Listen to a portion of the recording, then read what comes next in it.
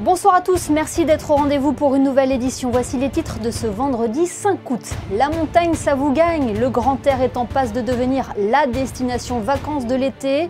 Il faut dire que l'altitude offre de nombreuses activités. Exemple à Valberg où la fréquentation est en hausse, nous recevrons le directeur du pôle tourisme de la station, Alexis Barrois. Après Renaud Capuçon dimanche, la cour d'honneur du Palais Princier accueillait la pianiste Béatrice Rana pour le concert d'été. Reportage à suivre dans ce journal. Puis nous vous emmènerons dans l'un des lieux les plus visités en principauté. Les grands appartements du Palais Princier connaissent un fort succès depuis leur réouverture. Nous reviendrons sur cela dans cette édition. Et puis nous parlerons avec Céline Gabrielli, présidente de l'association Sauver, Protéger, Soutenir les animaux, d'un phénomène qui se répète malheureusement chaque été, l'abandon des animaux de compagnie. La montagne serait-elle la grande gagnante des destinations vacances de cet été? Souvent associées au sport d'hiver, les stations d'altitude séduisent. Leur plus, un air plus frais, des activités variées et un tarif attractif par rapport au littoral. Exemple au cœur du massif du Mercantour, à Valberg. Bonsoir Alexis Barrois. Bonsoir. Vous êtes le directeur du pôle tourisme de la station. Est-ce que l'on pourrait dire qu'avec ces fortes chaleurs, la montagne est plébiscitée pour son grand air? Ah oui, clairement, hein.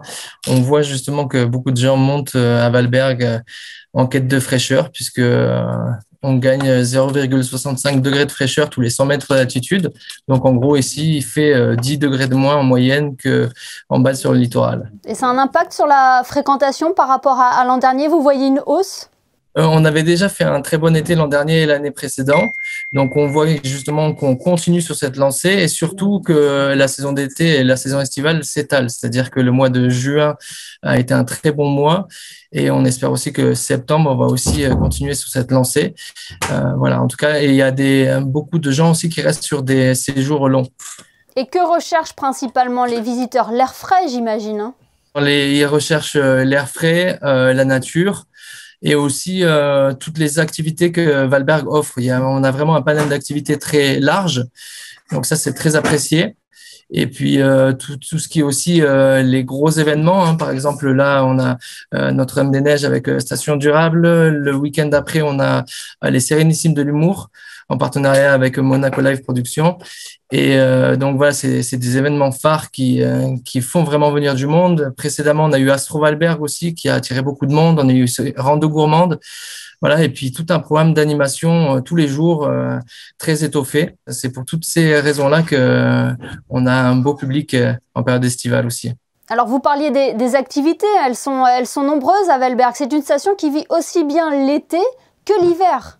Exactement. Alors, dans les activités qu'on propose en période estivale, nous retrouvons le golf, la piscine, l'acrobranche, la luge d'été. Il y a le skatepark, il y a le beach volley, il y a le basket. Il y a vraiment un panel du poney, de balade à cheval, et bien sûr tout ce qui est randonnée aussi. On a tout un panel de randonnées qu'on peut faire. Il y a aussi le bike park avec un très beau bike park dans les Mélèzes. Assez riche et varié. On a aussi l'impression que la plupart des vacanciers ont décidé de rester en France pour leur congé. D'où sont originaires les touristes majoritairement qui viennent à Valberg?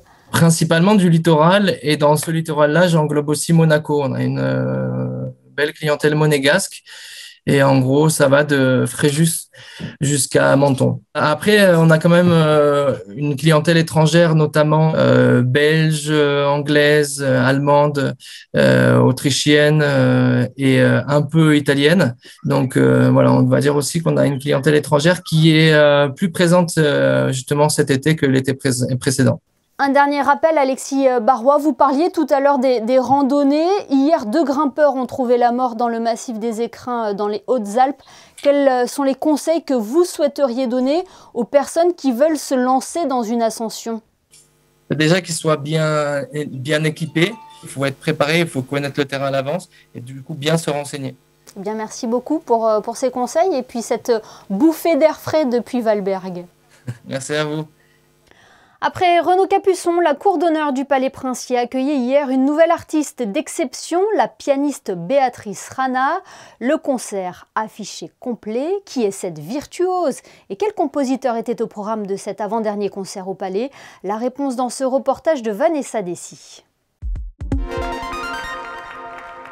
Elle a marqué les esprits à travers ses concerts dans le monde. Béatrice Rana est née au sein d'une famille de musiciens dans le sud de l'Italie.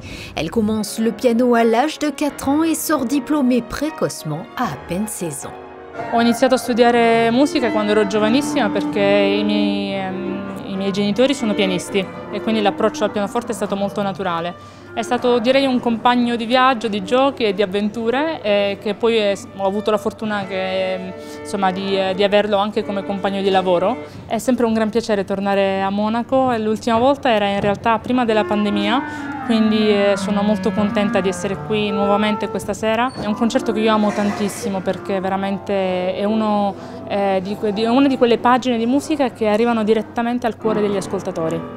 Le public monégasque a pu ainsi découvrir la talentueuse pianiste dirigée par le directeur musical de l'Orchestre Philharmonique de New York. Au programme, l'œuvre la plus caractéristique de Beethoven, la 5e symphonie, et le concerto pour piano numéro 1 de Tchaïkovski. Un vieux chant populaire ukrainien dans le premier mouvement et une chansonnette française dans le deuxième. Un concert très attendu, préparé avec précision. Well, you know, the preparation starts already, of course, weeks before because, you know, we have so many programs. So, but then, of course, when I'm here,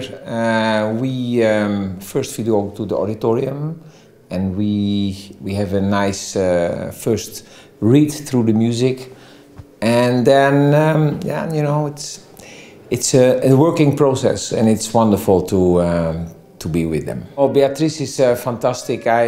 She played about 2 months ago with me in New York with the New York Philharmonic, and I think she's really one of the really great young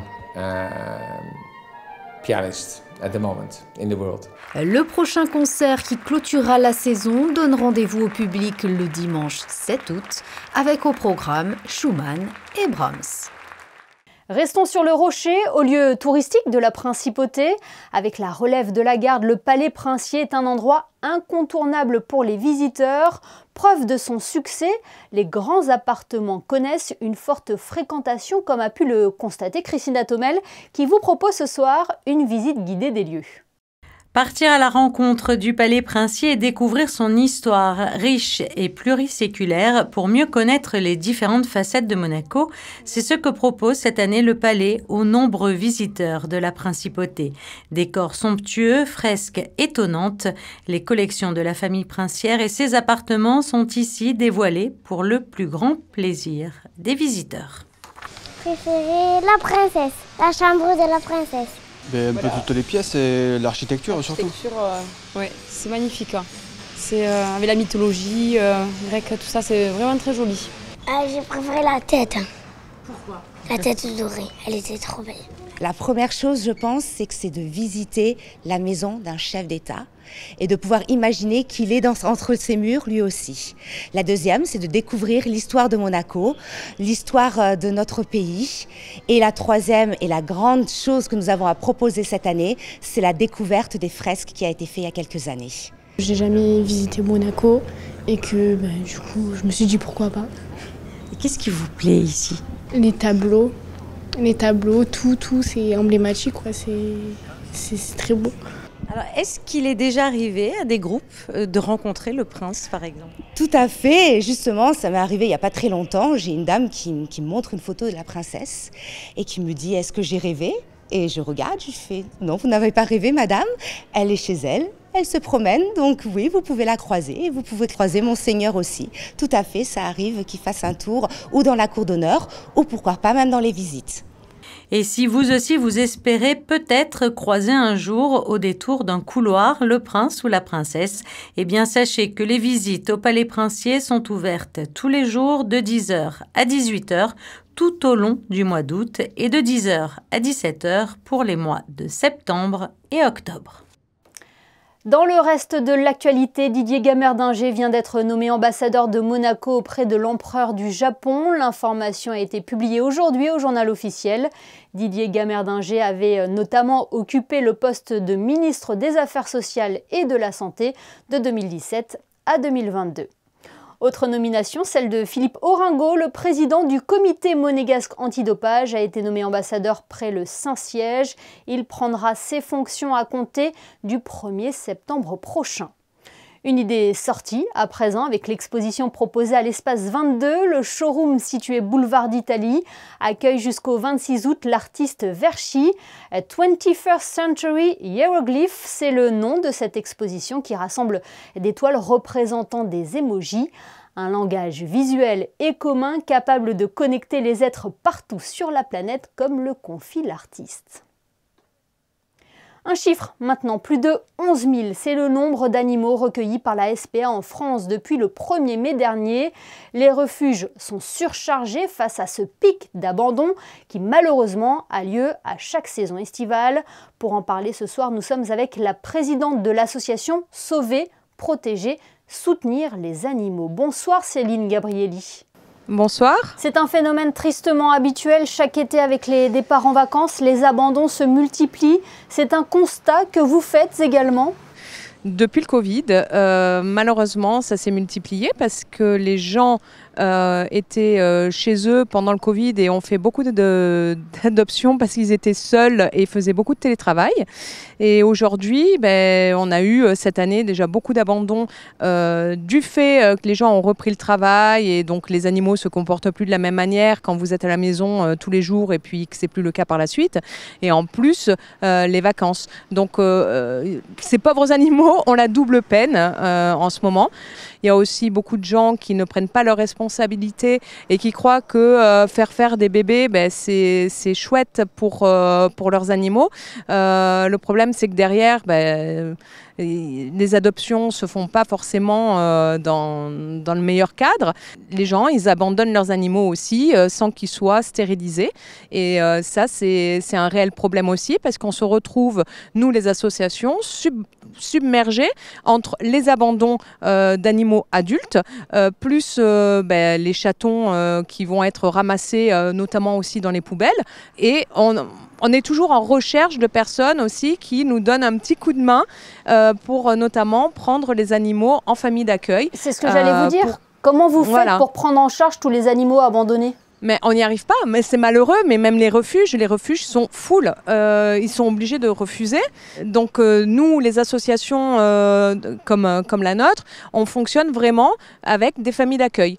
On le comprend dans vos dires, Céline Gabrielli, devenir propriétaire d'un animal de compagnie, c'est un véritable engagement. Hein. On ne se lance pas comme ça à la légère. Et les gens préfèrent passer par particulier des fois et ils ne se rendent pas compte en fait que nous, l'association, oui, on va demander certains critères, c'est-à-dire on va demander aux gens de nous montrer chez eux. Parce que on veut voir où va aller l'animal en question. Il faut qu'on voit si l'appartement est sécurisé, si par exemple il y a des balcons. N'imaginez pas le nombre d'animaux qui sont tombés des balcons et qui en sont morts ou qui en sont restés paralysés. Donc on demande que les balcons, les terrasses soient sécurisées.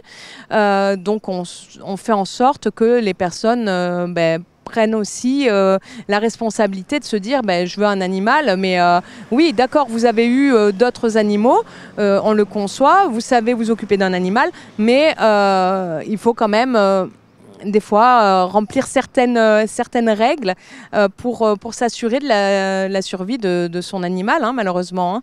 Et voilà, c'est pour ça que c'est important de vraiment se rendre compte qu'un animal, c'est comme un enfant. Moi, je vais dire, un chat, par exemple, arrivé à 3 ans, c'est comme un adolescent. Et un chien, ça reste un enfant tout le temps. Donc, il faut au final, la même surveillance pour un animal que pour un enfant. Je pense qu'on a un réel problème aujourd'hui, c'est de comment les gens se comportent envers les animaux de manière générale et c'est ce qui pose un petit peu problème, c'est de ne pas réaliser que l'animal c'est pas juste une chose, parce qu'on est sorti de ça, heureusement aujourd'hui on en est sorti. On parlait tout à l'heure des départs en vacances, des abandons pendant les départs en vacances. Pourtant, il existe des solutions pour faire garder son animal, les pensions par exemple. Il y a les pensions, qui sont souvent pleines aussi, mais il y a les pensions. Alors là, c'est pareil, c'est un coût et les gens, ils ont un petit problème aussi quand il faut mettre la main au porte-monnaie. Pas tout le monde veut le faire. Voilà. Vous avez des sites internet aussi pour les pet-sitters qui proposent de récupérer l'animal chez eux, de s'en occuper ou sinon de venir eux chez vous. Donc des solutions, il y en a. Pour ceux qui veulent, il y en a des solutions.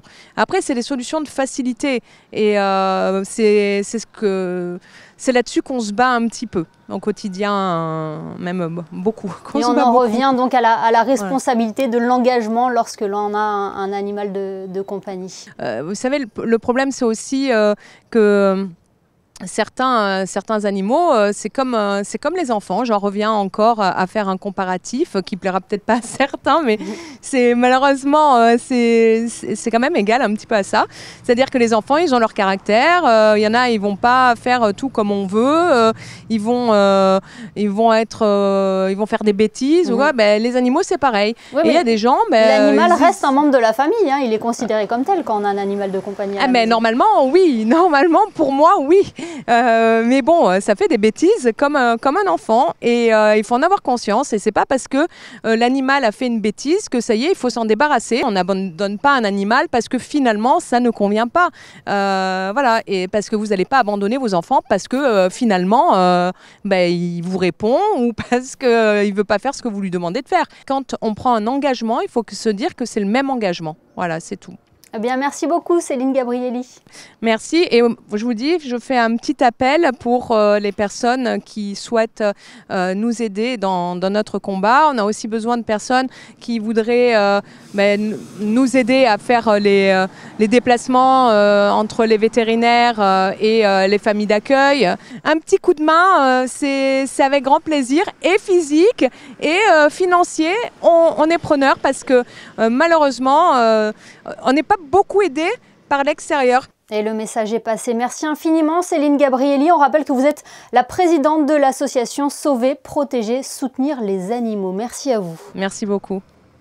Et n'hésitez pas à vous rendre sur la page Facebook de l'association pour tout renseignement. Ce clin d'œil avant de refermer ce journal. Nous sommes le 5 août. Cette journée correspond à la journée mondiale de la bière, une boisson assurément rafraîchissante à consommer bien évidemment avec modération. Les brasseries artisanales de la Côte d'Azur connaissent d'ailleurs un large succès. Et vous, êtes-vous amateur de bière? Sarah Monnier est allée à votre rencontre pour le savoir. Une bonne bière fraîche en été, en effet, ça passe bien et ça nous rafraîchit bien. Donc, bon, il ne faut pas abuser non plus, mais ça rafraîchit bien, en effet. La première bière, c'est toujours le meilleur. C'est entendu. Après, il faut faire attention, parce que ça peut être qu'on boit peut-être un peu trop. Comme on vient d'Alsace, de base, la fête de la bière chez nous, c'est comme les Allemands, ça y va. Mais sinon, du coup, non, je sais pas, aucune idée où est-ce qu'on va aller. Au Gerhardt? Ok, voilà, au Gerhardt, on verra. Moi, je suis moins bière. Pour me rafraîchir, un cocktail. Il fait chaud tout le temps, alors on peut en prendre toute la journée. Moi, j'adore. Surtout quand je vais terminer au travail, une bonne bière, ça fait toujours du bien. Dans la bière, c'est rafraîchissant. Donc en ce moment, c'est ce qu'il faut. Et puis, c'est très bon. Moi, j'en bois très peu de la bière, mais quand j'en bois, oui, c'est désaltérant. Moi, je suis un petit peu plus Monaco. Ça tombe bien. En effet, ça tombe bien. Jetons un coup d'œil sur vos prévisions météo. Quel temps fera-t-il pour ce début du week-end, Frédéric Elion? Du soleil toute la journée, Émilie, quelques nuages, mais le ciel restera bien bleu. Le vent se lèvera un petit peu avec des rafales à 25 km/h en deuxième partie de journée. Les chiffres affichés sur le thermomètre seront encore élevés, 26 degrés le matin, 32 l'après-midi. Pour ceux qui passeront le samedi à la plage, l'eau sera à 27. Samedi 6 août, nous fêterons les Sixtines.